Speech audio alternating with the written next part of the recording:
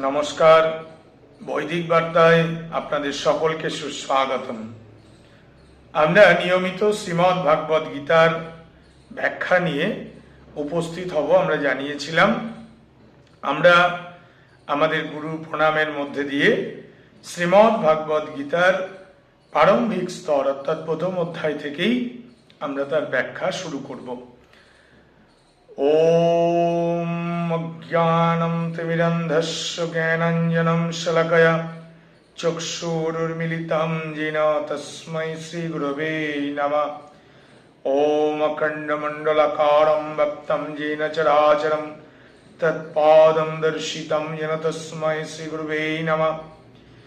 মন্ত্রসত্যং পূজাসত্যং সত্যমেব নিরঞ্জনম গুরুবাক্যং সদা সত্যং সত্যমেব পরমং পদম। প্রীতিমাত্রেষু হৃদ্বন্ধু বিদ্যাতীর্থানি দেবতা ন তুল্যং গুরুণা শীঘ্রং স্পর্শেত পরমং পদম। গুরু ব্রহ্মা গুরু বিষ্ণু গুরুদেব মহেশ্বর গুরুদেব সাক্ষাৎ পরম ব্রহ্ম তস্मै শ্রী গুরুবে নমঃ। ধ্যানমূলং গুরুমূর্তি পূজামূলং গুরুপদম মন্ত্রমূলং গুরুবাক্য মোক্ষমূলং গুরুকৃপা। ব্রহ্মানন্দং পরম সুখদং কেবলং জ্ঞানমূর্তিং দণ্ডাতীतं গগনসদৃশং তত্ত্বমসি সদিলক্ষণम्। একং নিত্যং বিমলচার্যং সর্বদা সাক্ষীভূतं ভবাতীतं ত্রিগুণं রহিतं সদ্গুরু तं নমামি। তমেব মাতা চ পিতা তমেব বন্ধুশ্চ সখা তমেব বিদ্যাং দ্রবিণাং তমেব সর্বং দেব দেব। মুখং কरोति वाचालं পঙ্গুং লঙ্ঘয়তি গিরিম যৎকৃপামহং বন্দে পরমানন্দং মাধবম। ওম শ্রী পরমাত্মনে নমঃ।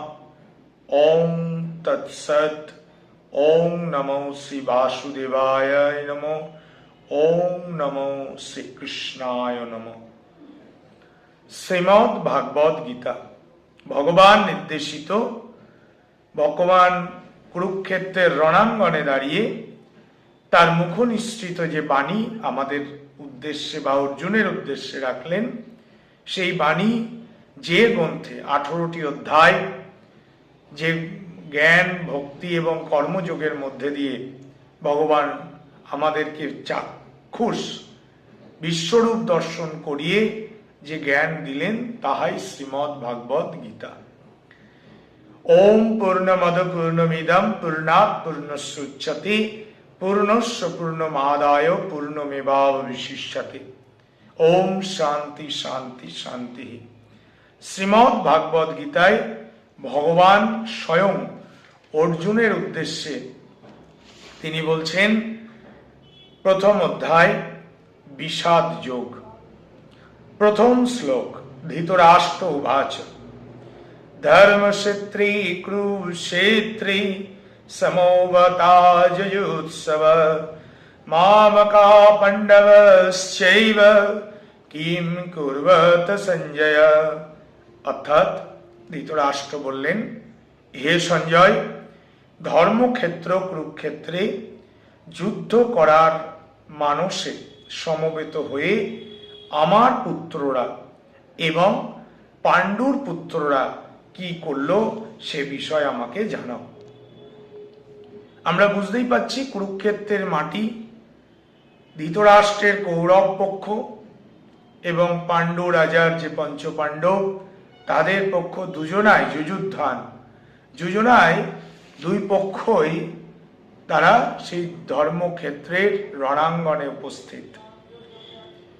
অন্ধ ধৃতরাষ্ট্র চিন্তিত, তিনি সঞ্জয়ের কাছে জিজ্ঞাসা করছেন যে সঞ্জয়, তুমি বলো যে কিভাবে এই কুরুক্ষেত্রের যুদ্ধ পরিচালিত হচ্ছে বা সেখানকার পরিস্থিতি কেমন। দ্বিতীয় শ্লোক, সঞ্জয় উবাচ দৃष्ट्वा तु পাণ্ডবানিকং মূলং দুর্যোধনস্তদা আচার্যমুপসঙ্গম্য রাজা বচনম ব্রবীত। অর্থাৎ সঞ্জয় বললেন, উবাচ সঞ্জয় বললেন, দৃষ্ট্বা দর্শন করে, তু কিন্তু, পাণ্ডবাকীর্ণম পাণ্ডবদের সৈন্য দেখে, ব্যুঢ়ম ব্যুঢ় মানে সামরিক বাহিনীর যে ক্ষেত্র তাকে ব্যুঢ় বলা হয়, দুর্যোধন অর্থাৎ দুর্যোধনের কথাই বলা হলো, তদা অর্থাৎ সেই সময়, আচার্য অর্থাৎ দ্রোণাচার্য, উপসঙ্গম্য কাছে গিয়ে রাজা বচনম বাক্য যে কথা বলছেন সেই বিষয় সঞ্জয় বললেন, এ রাজন, পাণ্ডবদের সৈন্য সজ্জা দর্শন করে রাজা দুর্যোধন দ্রোণাচার্যের কাছে গিয়ে বলছেন। কি বলছেন তৃতীয় শ্লোকে আমরা জানব।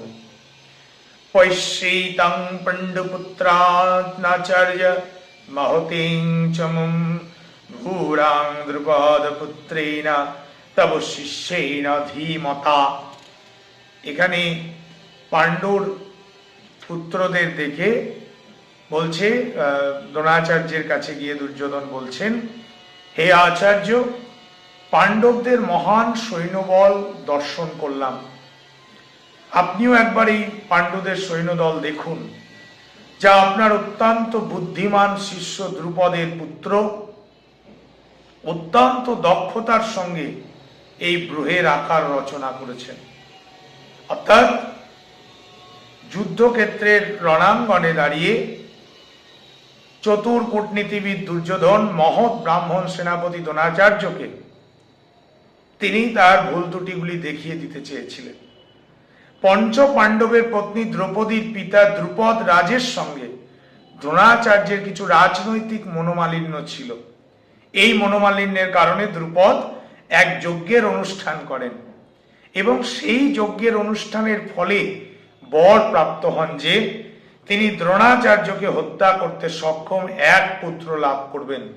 দ্রোণাচার্য এই বিষয়ে সম্পূর্ণ অবগত ছিলেন, কিন্তু দ্রুপদ তার সেই পুত্র ধৃষ্টদ্যুম্নকে যখন অস্ত্র শিক্ষার জন্য তার কাছে প্রেরণ করেন, তখন উদার ব্রাহ্মণ রূপে দ্রোণাচার্য তাকে সব রকমের অস্ত্র শিক্ষা এবং সামরিক কলা কৌশলের গুচ্ছ শিক্ষামূলক প্রদান করতে দ্বিধা করেননি। অর্থাৎ দ্রোণাচার্য জানেন যে এখানেই আমার মৃত্যু নিশ্চিত, তবুও তিনি দ্বিধা করেননি। এখন কুরুক্ষেত্রের যুদ্ধক্ষেত্রে ধৃষ্টদ্যুম্ন পাণ্ডবদের পক্ষে যোগদান করে তাদের সৈন্য ব্যূহ রচনা করলেন। যে কৌশল তিনি দ্রোণাচার্যের কাছ থেকে প্রাপ্ত হয়েছিলেন, দ্রোণাচার্যের সেই ত্রুটির কথা দুর্যোধন তাকে স্মরণ করিয়ে দিলেন, যাতে তিনি সতর্কতার সঙ্গে আপোষহীনভাবে যুদ্ধ করেন। এর মাধ্যমে যে এটিও সে মনে করিয়ে দিল যে তিনি তার শিষ্য পাণ্ডবদের বিরুদ্ধে যুদ্ধ করতে যেন কোনো রকম কোমলতা বা দুর্বলতা প্রদর্শন না করেন। বিশেষত অর্জুন ছিলেন তার সবচেয়ে প্রিয় এবং মেধাবী শিষ্য। দুর্যোধন আরো সতর্ক করে দিতে চেয়েছিলেন যে এই ধরনের কোমলতার ফলে যুদ্ধে অবধারিতভাবে পরাজয় নিশ্চিত হতে পারে।